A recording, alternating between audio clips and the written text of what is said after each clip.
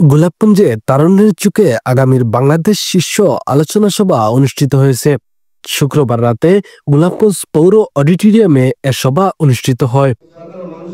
এ সময় তরুণ সমাজসেবক মুন্না আহমেদের সভাপতিত্বে ও শিক্ষার্থী মুমিনুর রশিদের পরিচালনায় আয়োজিত আলোচনা সভায় প্রধান অতিথি হিসেবে বক্তব্য রাখেন সিলেট ৬ আসনের বিএনপির মনোনয়ন প্রত্যাশী সৈয়দা আদিবা হোসেন।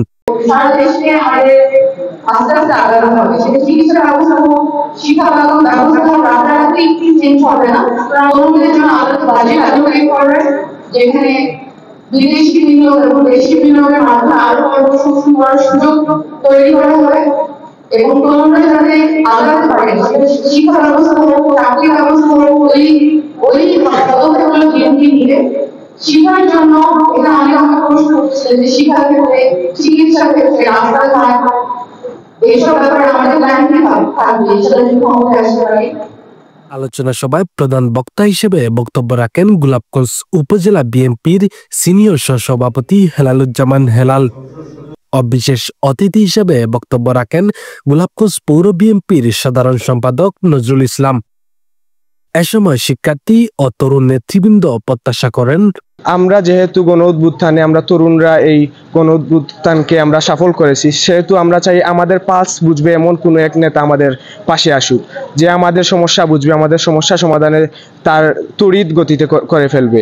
সুতরাং আমি মনে করি সিলেট ৬ আসনের জন্য তরুণদের প্রথম চয়েস হবে জনাবা সৈয়দা আদিবা হোসেন। তারুণ্যের চোখে আগামীর বাংলাদেশ, আমরা আসলে এমন একজন এমপি অ্যাকসেপ্ট করি যে আমরা আমাদের তরুণ সমাজের যে সমস্যা যেগুলো আছে, শিক্ষা ব্যবস্থা থেকে শুরু করে সব ধরনের সমস্যার সমাধান যার কাছ থেকে আমরা পাই, এরকম একজন এমপি আমরা অ্যাকসেপ্ট করি। বিশেষ করে তরুণ প্রজন্মের যে ডেভেলপমেন্ট যেটা আছে, এইটা আমরা এমন একজন এমপি চাই যার মাধ্যমে আমরা সহজেই তার সমস্যার সমাধানগুলো আমরা পেতে পারি।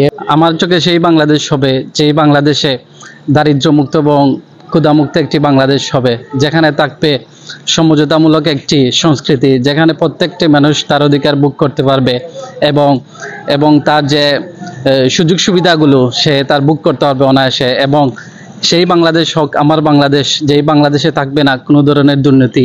আমি সেই বাংলাদেশ চাই যে বাংলাদেশে প্রত্যেকটা মানুষ তার মত প্রকাশ করতে পারে এবং তার অধিকার ভোগ করতে পারে।